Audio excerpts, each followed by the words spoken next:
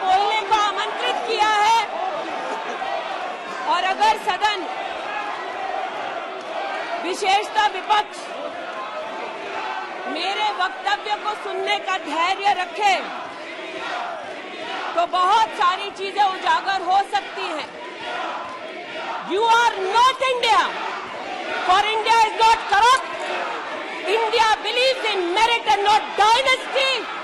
And today of all the days, people like you need to remember what was told to the British: quit India, corruption quit India, dynasty quit India.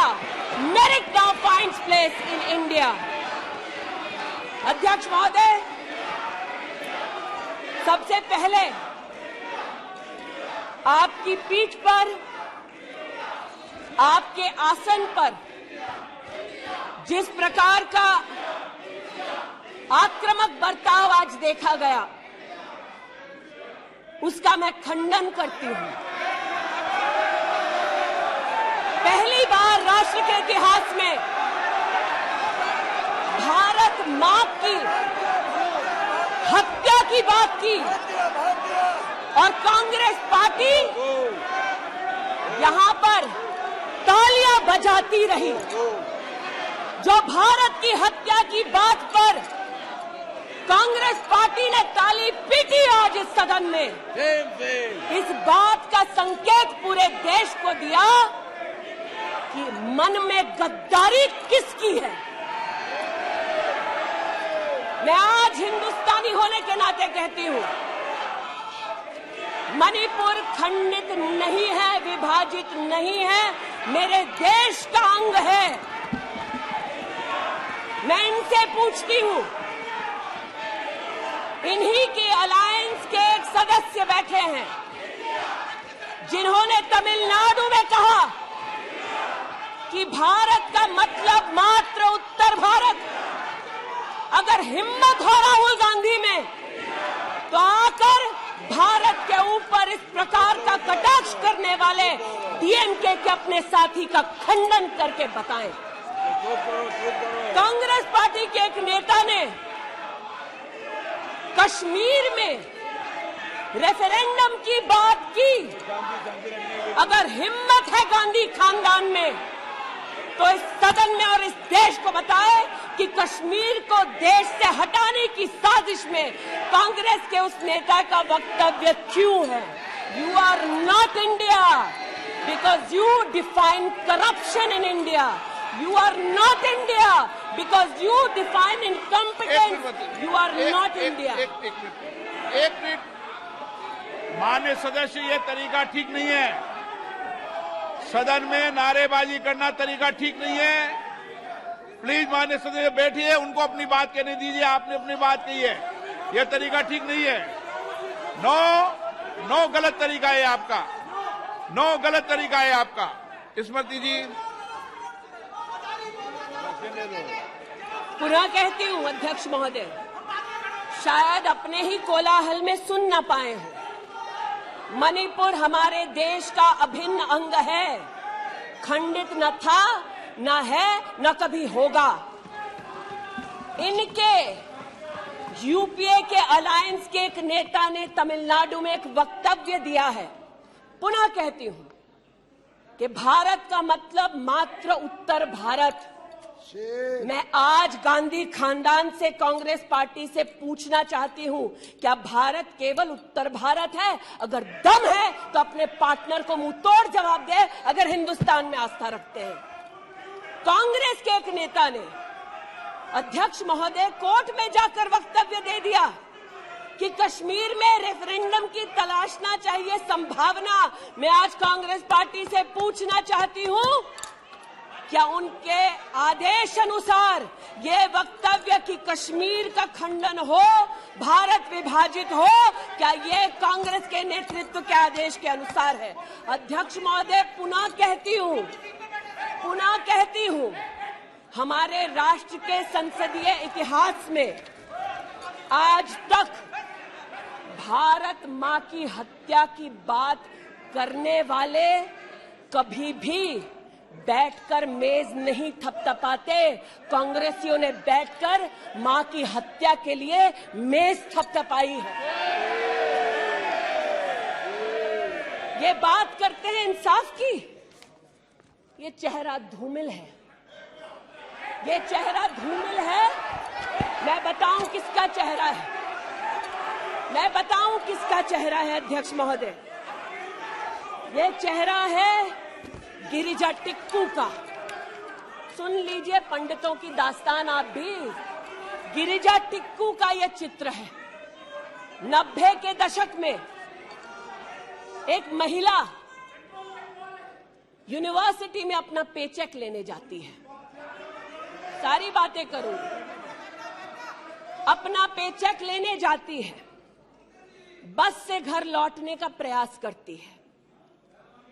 उसको 5 मर्द बस से खींचकर taxi में ले जाते हैं, बलात्कार करते हैं और फिर आरी से उसका बदन काट देते हैं। जब गिरिजा टिक्कू के जीवन पर एक फिल्म में एक प्रति आया, मैं आज कहना चाहती हूं कि कांग्रेस के कुछ प्रवक्ताओं ने उसको प्रोपेगेंडा कहा। सरला भट्ट, आप नहीं चाहते कश्मीरी पंडितों की दास्तान कहीं सुनाई जाए, आप नहीं चाहते वो आइडेंटिफाई हो एज विक्टिम्स। सरला भट्ट मेडिकल स्टाफ थी। 90 के दशक में उसको उसके इंस्टीट्यूट से अगवा करके गैंग रेप किया गया और सड़क के किनारे रखा गया। आज मैं पूछना चाहती हूं कि एक तरफ इनकी अलायंस के लोग हिंदुस्तान को विभाजित करने की बात करते हैं, ये आज अपने आप को इंसाफ के पुजारी बताते हैं, लेकिन मुझे बताइए गिरिजा टिक्कू, सरला भट्ट को कब इंसाफ मिलेगा? हर गली हर मोहल्ले में एक स्लोगन गूंजता था पंडितों के बीच, रलियू सलियू गलीव। पुनः कहती हूं, रलियू सलियू गलीव। आप चिल्लाना बंद करें, समझे पहले। रलियू सलियू गलीव।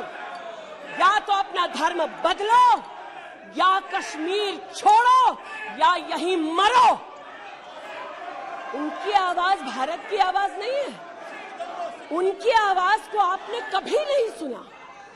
मैं आज कहती हूं, इन्होंने कहा अश्रु बहाए, भ्रमण किया 84 के दौरान में। मुझ जैसे कई लोग देश की राजधानी में थे और किसी का वक्तव्य ना सुने अध्यक्ष जी। एक पत्रकार है प्रणय गुप्ता, उन्होंने लिखा कि सिख बच्चों को कैस्ट्रेट करके उनके अंगों को उनकी मां के मुंह में ठूसा गया। आज बोलती हूं, त्रिलोकपुरी में 30 औरतों को इकट्ठा करके चीला गांव में ले जाकर उनका बलात्कार किया। सुल्तानपुरी में एक महिला ने एफिडेविट दी है, मेरे हस्बैंड को मार दिया, बेटी को शादी से एक रात पहले उठाकर ले गए और उसका बलात्कार किया।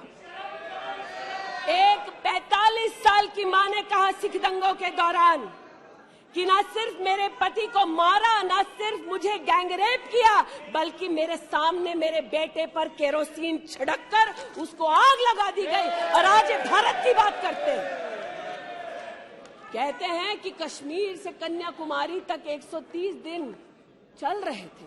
मैं जोड़ों के दर्द पर भाषण नहीं दूंगी अध्यक्ष महोदय, लेकिन इतना जरूर कहूंगी कि जिन वादियों को हिंदुस्तान ने खून से सना देखा है, जिन वादियों में गोलियों की आवाजें हर दिन सुनाई देती थी, जब ये उन वादियों में गए तो जैसे कश्मीरी कहते हैं शीन जंग कर रहे थे, बर्फ के गोलों के साथ अपने के किसी परिजन के साथ खेल रहे थे। अध्यक्ष महोदय, ये तब संभव हुआ जब प्रधानमंत्री मोदी ने धारा 370 हटाई।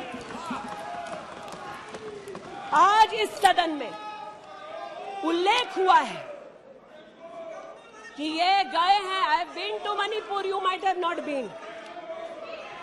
आज इस सदन में उल्लेख हुआ है कि ये यात्रा में गए और यात्रा में क्या आश्वासन दिया कि अगर इनका बस चले तो धारा 370 ये पुनः स्थापित कर दे। धारा 370 की वजह से कश्मीर की बेटियों को दहेज के लिए अगर प्रताड़ित किया जाता था तो वहां की बेटियों के पास कानून का सहारा नहीं था, क्योंकि इन्होंने धारा 370 लगाई। कश्मीर में अगर बेटियां प्रदेश के बाहर ब्याही जाती थी तो उनके पैतृक संपत्ति पर उनका अधिकार समाप्त हो जाता था, क्योंकि इन्होंने धारा 370 लगाई।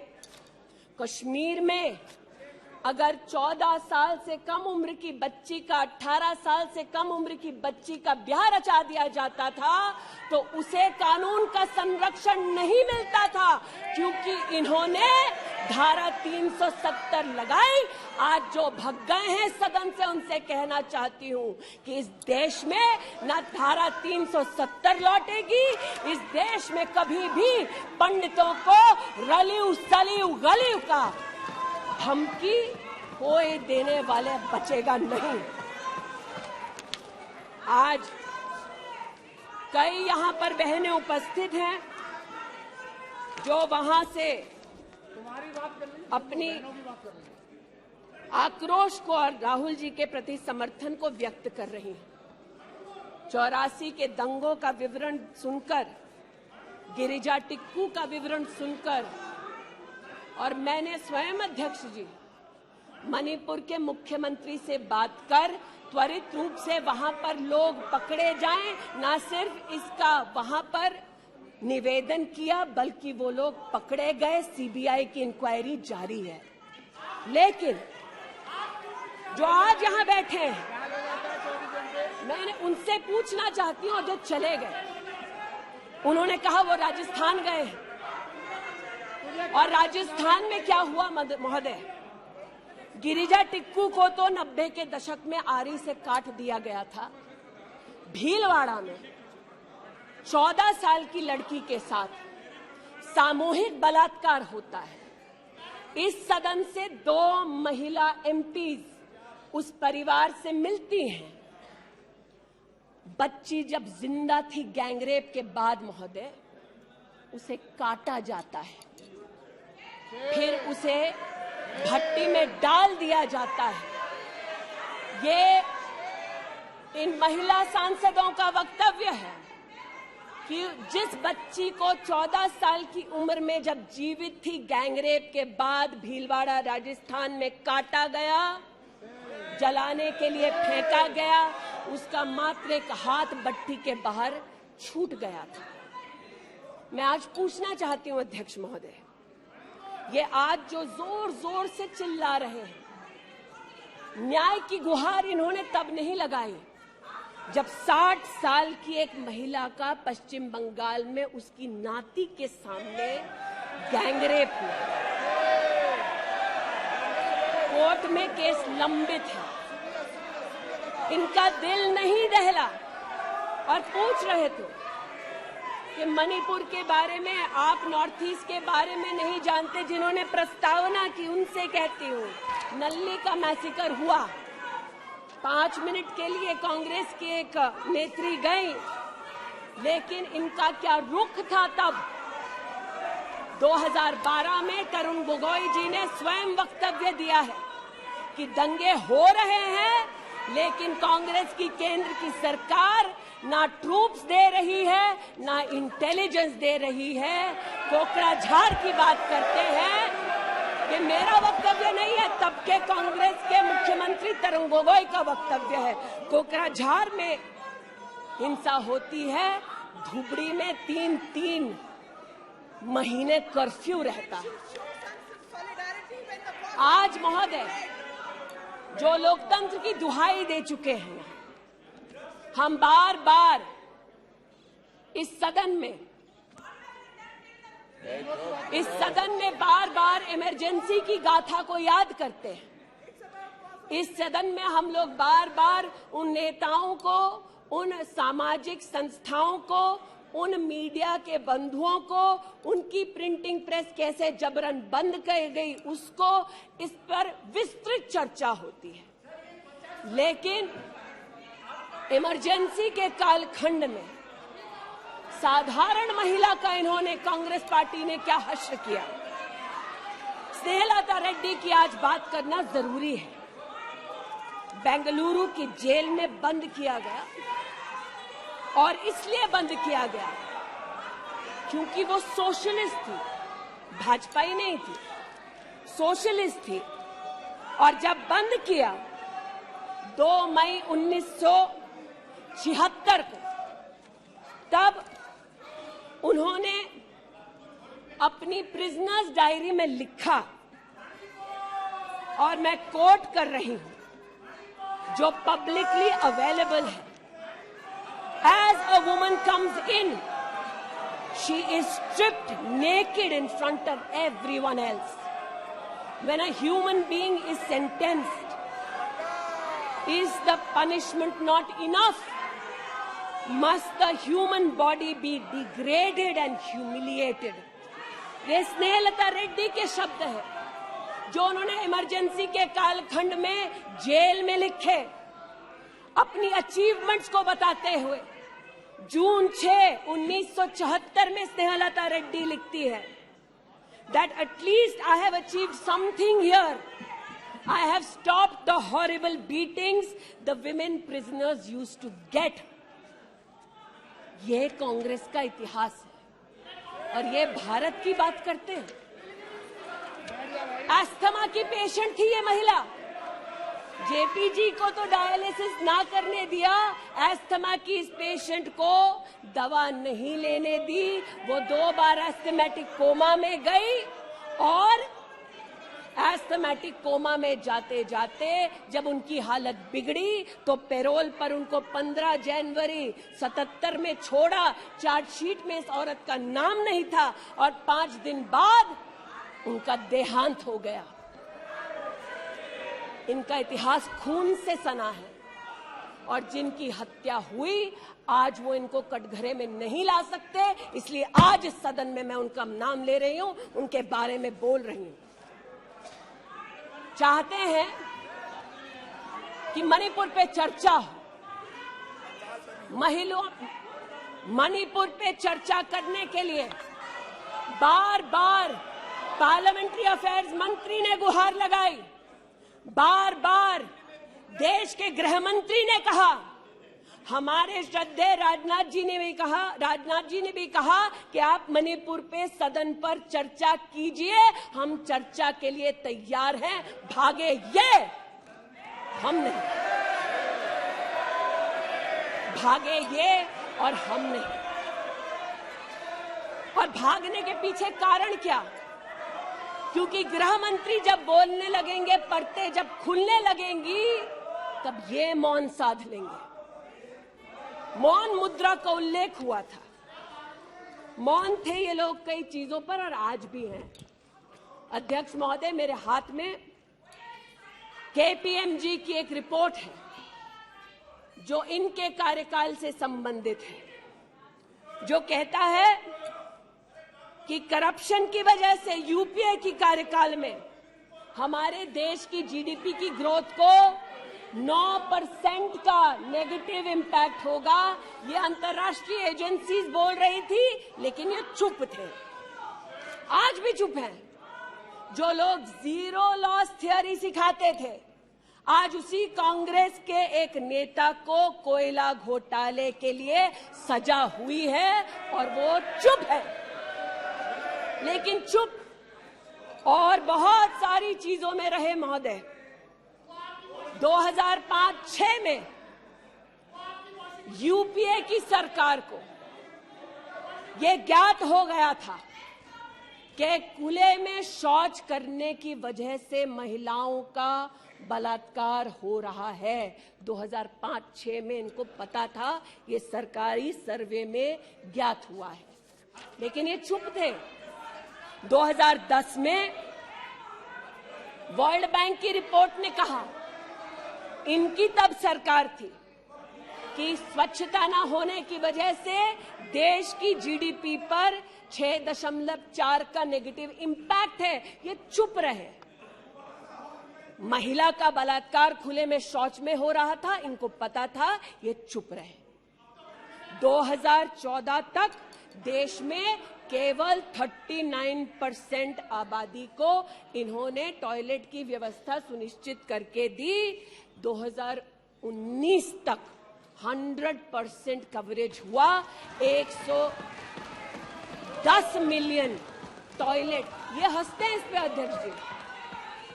शायद इनको पता नहीं है कि एक महिला के लिए दिन की शुरुआत में शौच के लिए बाहर जाना या सूर्यास्त का इंतजार करना, शौच के लिए बाहर जाना और वहां उसका शारीरिक शोषण होना, बलात्कार होना, ये कितनी बड़ी सामाजिक और क्रिमिनल चुनौती है, इस बात से इनको कोई सरोकार नहीं, इसलिए उपहास का विषय बनाते हैं।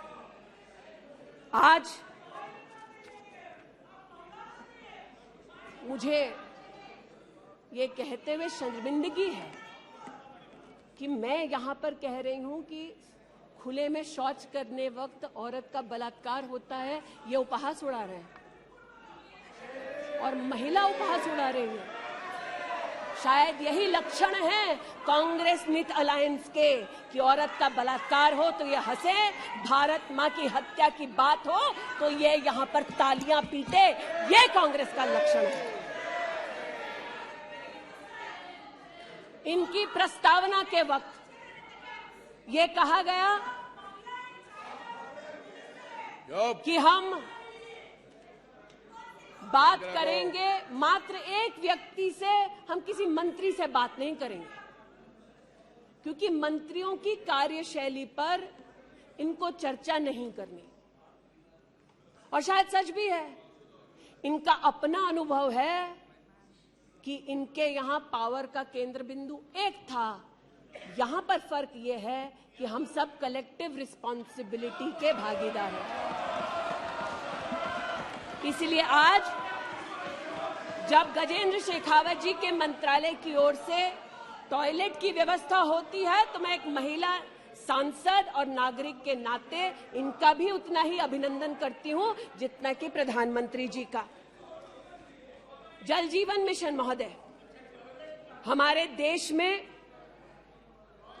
जब इनकी सरकार थी तो मात्र 3 करोड़ परिवारों तक नलके से पानी पहुंचता था। अब 2019 का आंकड़ा कहता है कि आपने तब तक 9.5 करोड़ तक पानी पहुंचाया और अब लगभग 19 करोड़ 40 लाख और 12 करोड़ 40 लाख तक आपका पानी नलके से पहुंच चुका है। लेकिन इनको इससे भी सरोकार नहीं कि अगर टॉयलेट बना, महिलाओं का शोषण कम हुआ, देश की साधारण महिला का सम्मान बढ़ा, तो इनसे इनका कोई सरोकार नहीं। स्पष्ट है, गरीब के घर में नल से जल पहुंचा तो कांग्रेस का उसका कोई सरोकार नहीं। ये स्पष्ट है और सही है। हमारा सरोकार है, देश हमारा है, सेवा हमारी है। आज ये उत्तेजित है कि मैं इस सदन में मंत्रिमंडल के अपने कई सहयोगी साथियों का वर्णन करती हूं। एक ऐसी महिला मंत्री का वर्णन कर रही हूं जो वर्तमान में नहीं है। जनधन के माध्यम से 23 करोड़ महिलाओं का बैंक का खाता खुला। ये इनके लिए कोई मान्यता नहीं रखता, ये मुझे स्वीकार है, ये हमारे लिए अहम है। मुद्रा के माध्यम से 40 करोड़ लोगों को जो जीवन में कभी व्यवसाय नहीं कर पाते थे, जिनके पास कांग्रेस की पर्सनल डायलिंग मशीन नहीं थी, उनको मुद्रा का लोन मिला। 27 करोड़ लोन महिलाओं को दिए गए महिलाओं को अपना व्यवसाय शुरू करने के लिए 23 लाख करोड़ रुपया सैंक्शन किया गया मुद्रा के माध्यम से। इनका उससे कोई सरोकार नहीं। 8 करोड़ नौजवान हमारे राष्ट्र के इतिहास में फर्स्ट टाइम एंटरप्रेन्योर्स बने। इनका उससे कोई सरोकार नहीं। 1,80,000 अकाउंट्स में स्टैंड अप इंडिया का 40,000 करोड़ का पैसा दिया गया। 80% महिलाएं। एक मिनट प्लीज, क्या तरीका है? वह अपनी बात कह रही है, तथ्यों के आधार पर कह रही है। आपको खंडन करना है तो आप बोलना, जब तथ्यों के आधार पर करना। गलत बात ये। नो गलत। माननीय मंत्री जी,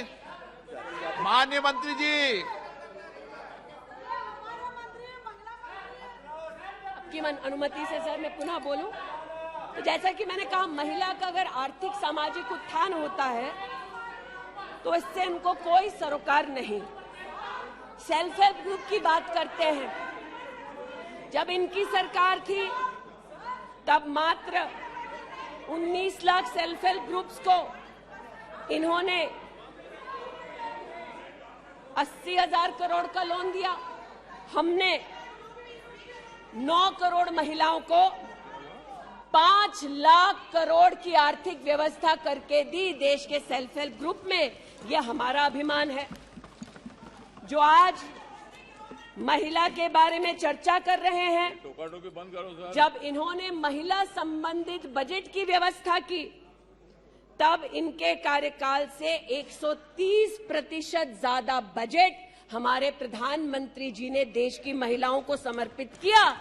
ये हमारा अभिमान है।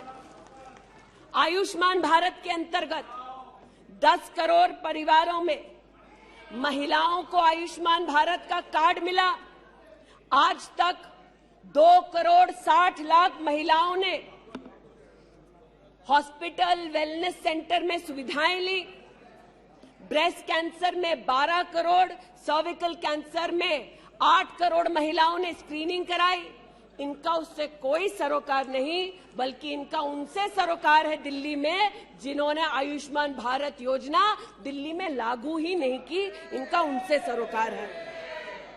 देश में मोदी सरकार में 3 करोड़ 84 लाख घर बने, जिनमें से 2 करोड़ 86 लाख महिलाओं को मिले। इनका उनसे कोई सरोकार नहीं, क्योंकि गरीब महिला लखपति दीदी बन गई। वो हमारा अभिमान है, इनका नहीं। हमारे देश में 8 करोड़ 50 लाख बेटियों ने समग्र शिक्षा के माध्यम से स्कूल में सेवा ली, मुफ्त टेक्स्ट बुक की सेवा ली। बेटियां का ये उपलब्धि हमारा अभिमान है, इनका नहीं। 5 लाख से ज्यादा बेटियों के लिए स्कूलों में अलग से टॉयलेट की व्यवस्था हुई। ये इनका अभिमान नहीं, हमारा अभिमान है। हमें अपनी बेटियों पे गर्व है। 5 लाख दिव्यांग बेटियों को मंथली स्टाइपेंड मिलता है। ये सेवा हम देश की बेटियों को दे सकते हैं। ये हमारे लिए बहुत बड़ा प्रभु का उपकार है। 1,28,000 बेटियों को मेरिटोरियस स्कॉलरशिप दी जाती है, 12,000 रुपए की हर साल। ये सेवा का मौका परिवारों ने हमको दिया। 2 लाख से ज्यादा बेटियों को सेल्फ डिफेंस की ट्रेनिंग दी जा रही है। आज एलिमेंट्री एजुकेशन में बेटियों की एनरोलमेंट 100% है इस देश में। ये हमारे देश के लिए गौरव की बात है। आज पहली बार फीमेल एनरोलमेंट उच्च शिक्षा में महोदय 2 करोड़ से ज्यादा हुआ है महिलाओं का। ये देश के लिए गौरव की बात है। आज दलित बेटियों का एनरोलमेंट बढ़ा है 38%। दलित बेटियों का उल्लेख करती हूँ, ये चिल्लाते हैं इनको दलित बेटियों से सरोकार नहीं, हमको है। ये हमारे लिए गर्व की बात है। आदिवासी बच्चे, लड़कियां 63% उनका एनरोलमेंट बढ़ा महोदय। आदिवासी बच्चों के साथ इनका कोई सरोकार नहीं। आदिवासी बेटियों ने हमारे प्रधानमंत्री को सेवा का मौका दिया। ये हमारे लिए प्रभु की असीम कृपा है। नॉर्थ ईस्ट की बात करते हैं तो महिला ने नॉर्थ ईस्ट में 34% की इंक्रीज हुई है इनरोलमेंट में। नॉर्थ ईस्ट के मेरे सभी साथियों को, चाहे वो सदन में कहीं भी बैठे हों, महिलाओं की दृष्टि से मैं अभिनंदन देती हूं। आज हमारे देश में महिला जो पीएचडी करती है 99.2% की वृद्धि हुई है एनरोलमेंट में पीएचडी करने वाली महिलाओं में। ये हमारे लिए हिंदुस्तानी होने के नाते गौरव की बात है। आज जो महिला शैक्षिक संस्थानों में सेवा दे रही, यूनिवर्सिटीज में, इंस्टीट्यूशंस में, कॉलेजेस में 66%, 66% उनकी वृद्धि हुई है। आप हो करते जाएं, हम तो उनके लिए बल्ले बल्ले ही करेंगे। आज मुझे ये कहते हुए खुशी है कि हमारे लेबर मिनिस्ट्री ने कहा है कि ईपीएफ में 28,70,000 महिलाओं ने अब अपने आप को सब्सक्राइबर बनाया है। आज 2017 से लेकर 22 तक लगभग 1400 महिला साइंटिस्ट को भारत सरकार की विविध स्कीम्स के अंतर्गत सहयोग मिला है। आज महिलाओं को मैटरनिटी लीव में 26 हफ्ते की पेड मैटरनिटी लीव मोदी सरकार ने सुनिश्चित की है। आज महिलाओं ने 3 करोड़ बेटियों ने, महिलाओं ने प्रधानमंत्री मातृ वंदना योजना के अंतर्गत 13,700 करोड़ रुपया अपने बैंक के खाते में पाया है। इस सेवा के लिए प्रधानमंत्री जी को आभार और बेटियों का अभिनंदन। आज हमारे देश की बेटियां सैनिक स्कूल में पढ़ सकती हैं। इस ऐतिहासिक निर्णय के लिए रक्षा मंत्री जी, प्रधानमंत्री जी को आभार। आज हमारी देश की बेटियां आर्म्ड फोर्सेस में परमानेंट कमीशन पा चुकी हैं। हमारे देश का गौरव बढ़ाने के लिए ऐसी बेटियों का आभार। आज जो महिला और महिला हक के लिए यहां बोल रहे हैं,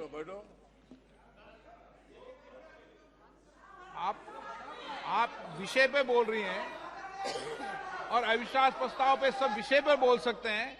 ये तरीका अच्छा है क्या? बोलिए माननीय।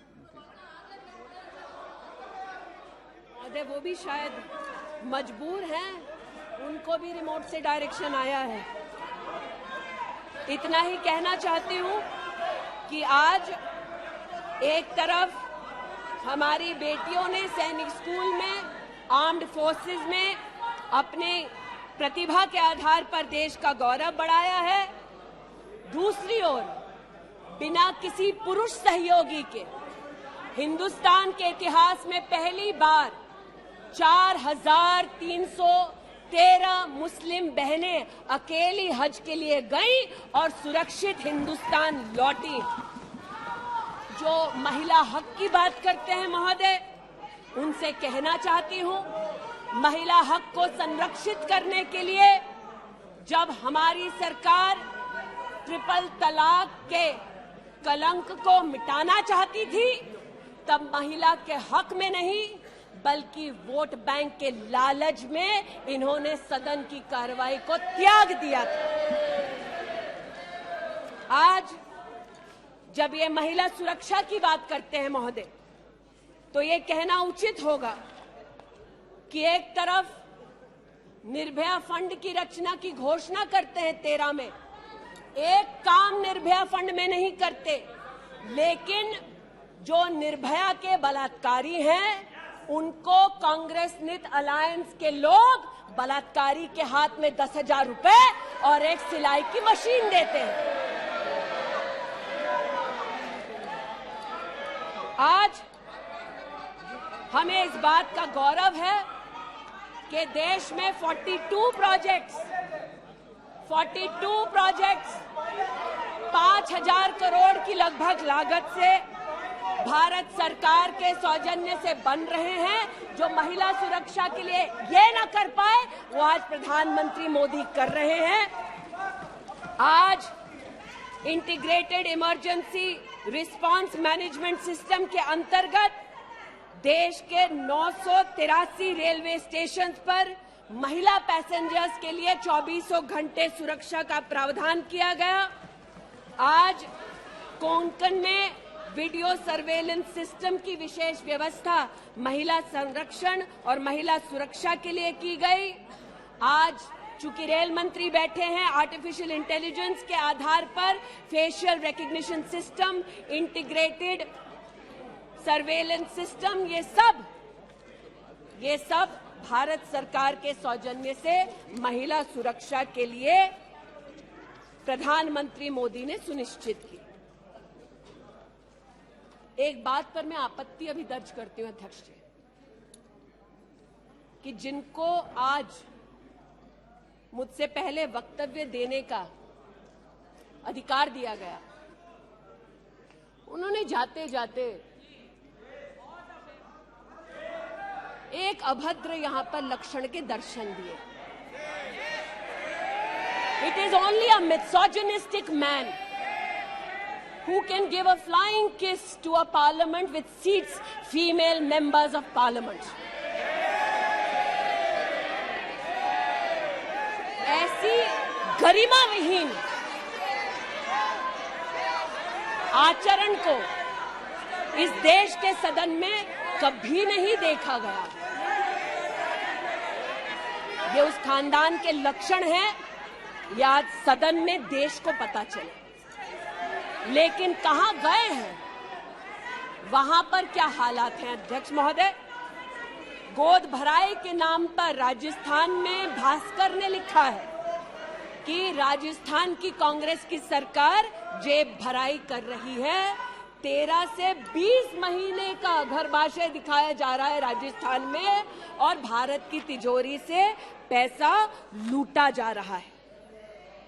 इनका सरोकार महिला उत्थान से नहीं, ये महिला के बारे में क्या सोचते हैं, इनकी क्या हरकतें हैं, इनके नेता ने जाते जाते यहां पर उसको प्रसारित कर दिया है।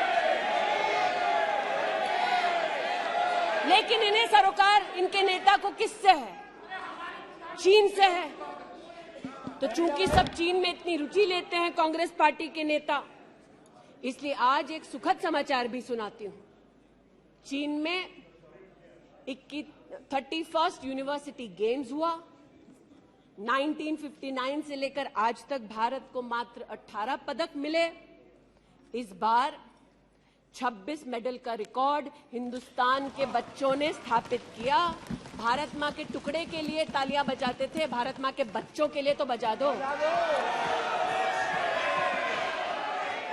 11 गोल्ड, 5 सिल्वर, 10 ब्रॉन्ज। आज देश के यूनिवर्सिटी के छात्र देखें कि 31st यूनिवर्सिटी गेम में भारत का नाम रोशन करने वाले छात्रों के लिए मैं गुहार लगा रही हूं कि कांग्रेस पार्टी यहां अभिनंदन कर दे, लेकिन वो अभिनंदन से भारत के बच्चों को वंचित रखते हैं।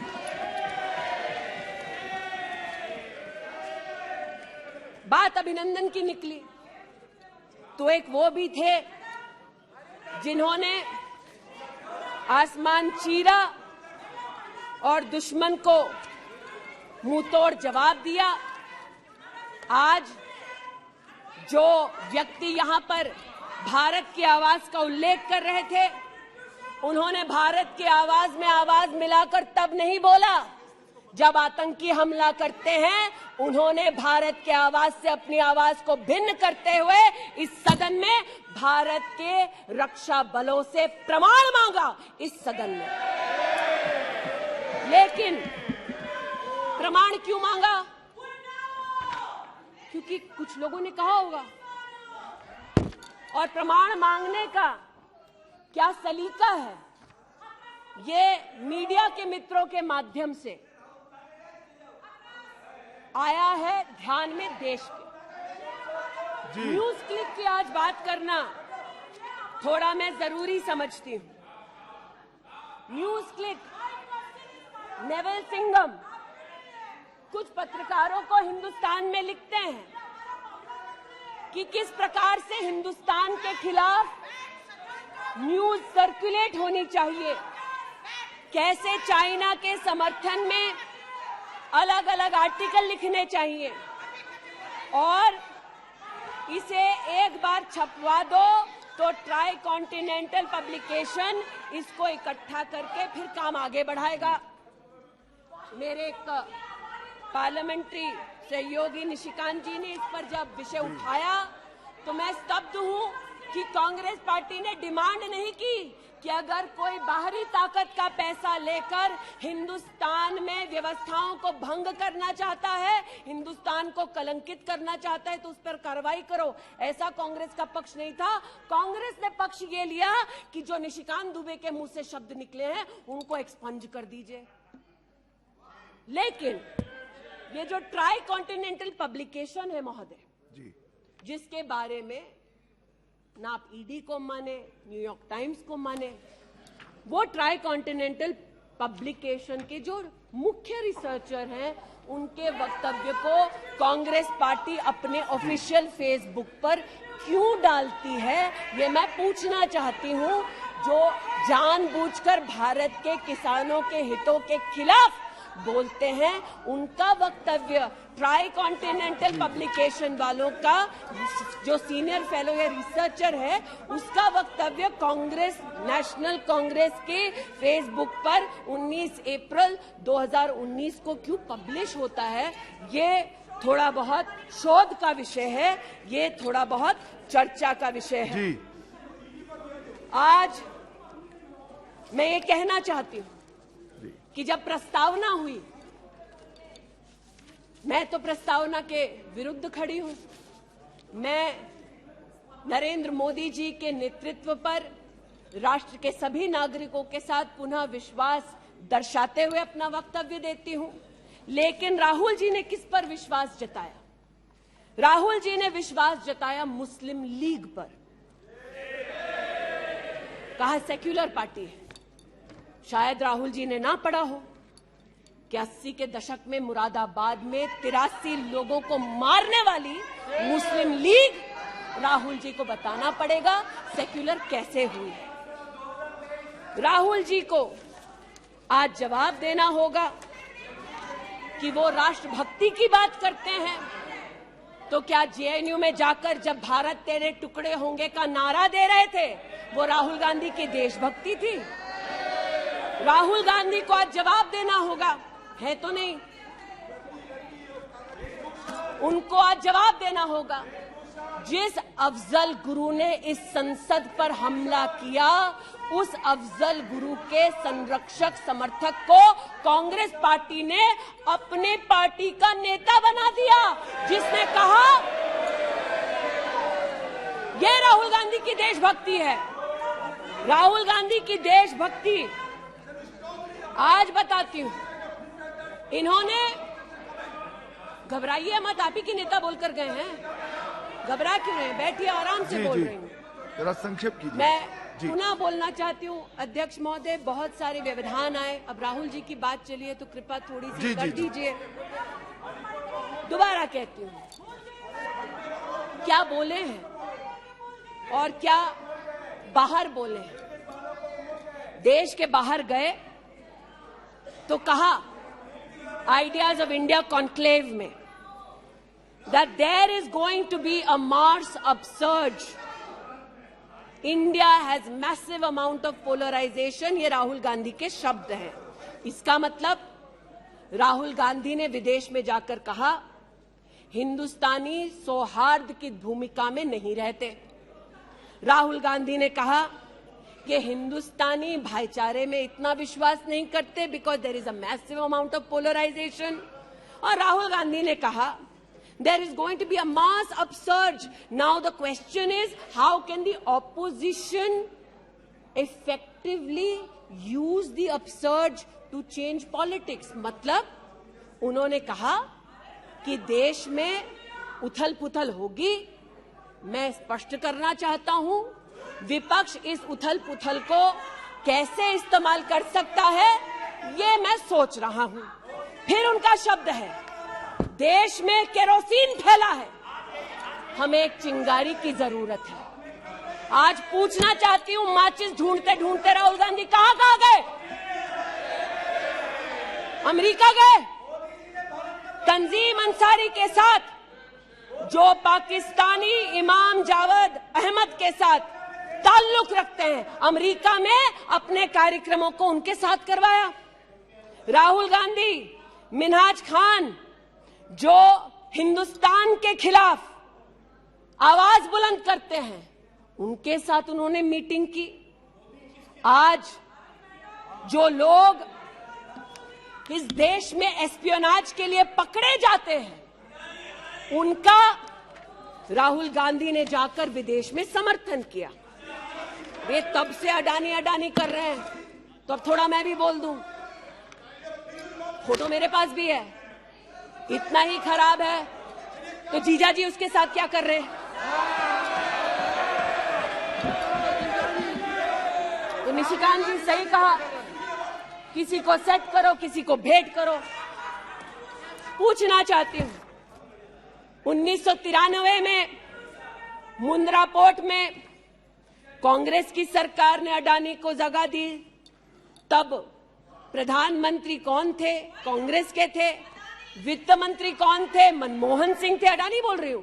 यूपीए के कार्यकाल में अडानी को इन्होंने 72,000 करोड़ का लोन दे दिया। क्यों दिया? राजस्थान में 60,000 करोड़ से ज्यादा का समझौता कर लिया गहलोत जी के साथ। 20,000 एकड़ जमीन ले ली। क्यों किया?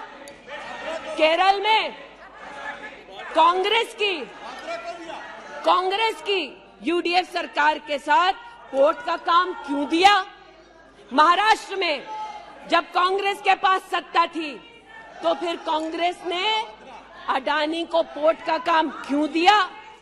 बंगाल में हल्दिया पोर्ट का काम अडानी को क्यों दिया? छत्तीसगढ़ में कांग्रेस पार्टी ने अडानी को काम आदिवासियों ने मना किया, फिर भी क्यों दिया? अब इसमें बेटा कितना सेट होगा, दामाद को कितना भेंट होगा, हम क्या जाने। लेकिन आज अरे दामाद का मामला है, बैठ जा भाई। दामाद आपका नहीं है, जिनका है वो नहीं चिल्ला रहे, आप क्यों चिल्ला रहे? बैठ जाइए भाई। जिसका है दामाद वो नहीं चिल्ला रहे, आप क्यों चिल्ला रहे? बैठिए। अरे बैठ जाइए, बैठ जाइए, बैठ जाइए, बैठ जाइए, बैठ जाइए। कोयले घोटाले में पकड़े गए, 2G में भी पकड़े जाएंगे। बैठ जाइए प्लीज। आप बताइए, इस पूरी बला की जड़ मौत है। पूरी बला की जड़ परिवारवाद में है, और परिवारवाद की राजनीति की जड़ कांग्रेस पार्टी में है। इनके अलायंस के लोग चारा खाते हैं, ये उनके घर मटन खाने चले जाते हैं। इनके अलायंस के लोग रेल की नौकरी के लिए गरीब की जमीन खाते हैं, जाके वो उन्हीं लोगों को गले लगाते हैं। और इनके सब के पीछे एक ही मजबूरी है, जो बड़ी विनम्रता से अजीत दा ने भी स्वीकारी कि मजबूरी हमारी कि तीसरी बार जनता कह रही है, फिर एक बार मोदी की बारी। Okay, now please conclude. तो मैं लिसन प्लीज। ये आज बैठिए। यहाँ पर उल्लेख कर रहे थे किसान की। आप भी बैठिए, आप किस लिए खड़े? ये बात आज कर रहे थे किसान की, तो किसान का क्या हश्र करते हैं वो मैं बताना चाहती हूँ। अध्यक्ष महोदय, थोड़ी सी मुझे मोहलत दे दें। ये मैं कहना चाहती हूँ उस क्षेत्र की बात जिसकी मैं प्रतिनिधि हूँ, जहाँ पर बैठिए प्लीज, बैठिए दलित प्लीज मांग कर रहे थे विद्यालय की। 1982 में किसानों ने 4 बीघा 2 बिस्वा जमीन इंटर कॉलेज के लिए दी, और अमेठी में धोखे से किसानों की ये जमीन हड़पने वाले फाउंडेशन का नाम गांधी खानदान है। 2016 में राहुल जी दौरे में गए तिलोई, वहाँ पर लोगों ने कहा 200 छात्रों ने सुनिए कि जमीन वापस दे दो, हमारे लिए कॉलेज की व्यवस्था करो। इन्होंने अपने अलायंस पार्टनर के साथ उन छात्रों को जेल भगा दिया। 17 में जेल भगाया। सेठा गौरीगंज में प्रमाण है, आ जाओ गौरीगंज, दूध का दूध पानी का पानी यही कर दूंगी। गौरीगंज सेठा रोड पर जमीन हब्जाली, भूसियावा मार्ग पर, नरसिंह भानपुर पर मुंशीगंज में जमीन हत्या ली। ये उनका संस्कार है। जमीन कौन कौन हड़पता है, ये कांग्रेस की गाथा स्पष्ट है। जहां ये हैं वहां पर आज मैं अभिनंदन देती हूं रेल मंत्री का कि रेल कोच फैक्ट्री रायबरेली में भी 10,000 कोचेस तब बनी जब नरेंद्र मोदी देश के प्रधानमंत्री बने। पीड़ा हो रही है जी। मैं बस इतना बताना चाहती हूँ कि आज जो किसानों का दम भरते हैं, बालियान साहब शायद यहाँ नहीं है, मैं अमेठी के किसानों की ओर से विशेष बालियान साहब आपको नतमस्तक होकर आभार व्यक्त करती हूँ। राष्ट्र के इतिहास में पहली बार अमेठी में खाद की रैक उतरी जब मोदी आए। इन्होंने न खाद दी, गौरीगंज में किसानों पर लाठीचार्ज करते थे, राजनाथ जी इसके साक्षी हैं।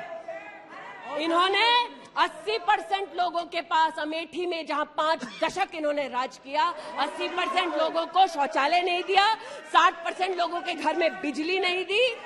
और ये आज लोकतंत्र की बात करते हैं, अपनी प्रतिभा की बात करते हैं। आज मैं आभार व्यक्त करती हूँ। अमेठी का पहला सैनिक स्कूल मोदी जी ने दिया, 7.5 लाख लोगों को मुफ्त अनाज मोदी जी दे रहे हैं। अमेठी का आज पहला मेडिकल कॉलेज जिसके नाम से इस खानदान ने जमीन हड़प ली थी, वो नरेंद्र मोदी ने दिलवाई। आज मैं इतना कहना चाहती हूँ अध्यक्ष महोदय, जो अभी है नहीं, जो 50 साल की उम्र के बाद देश देखने निकले थे, वो देश के किस कोने में वर्तमान में है मैं नहीं जानती, लेकिन इतना एक मिनट। और देखिए, आपने एक फिलोसोफर का मंत्रिमंडल में अविश्वास प्रस्ताव लाया है, तो मंत्रिमंडल उस संबंध में बोलेगा, उनको बोलने का अधिकार है। प्लीज आप बैठ जाइए। मणिपुर पर चर्चा आपने नहीं मांगी है, वो एक विषय है, उस पर चर्चा हो रही है, उसका उत्तर भी आएगा, परंतु no please sit down, please sit down. But what sir of the enemy who speaks slyly, what of that enemy?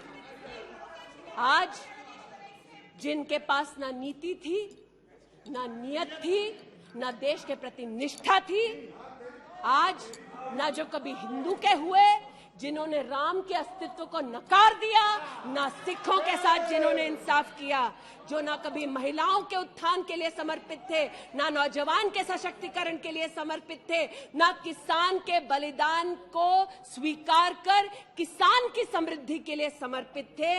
आज उनसे कहना चाहती हूं कि जो समर्पित है, जो सबके विश्वास के साथ सबका विकास कर रहा है, उस पर देश को पुनः विश्वास दिखाएंगे। 24 में पुनः मोदी सरकार बनाएंगे। इस अविश्वास प्रस्ताव का मैं निषेध करती हूं और भारत मां का जयकारा लगाते हुए जो भारत मां की हत्या की बात कर रहे थे महोदय, उनसे कहना चाहती हूं, अंग्रेज आए चले गए, मुगलिया सल्तनत आई खत्म हो गई, हिंदुस्तान आज भी है और आगे भी रहेगा। और हिंदुस्तान इस देश की तिजोरी की चाबी वापस उनकी माताजी के हाथ में नहीं देगा।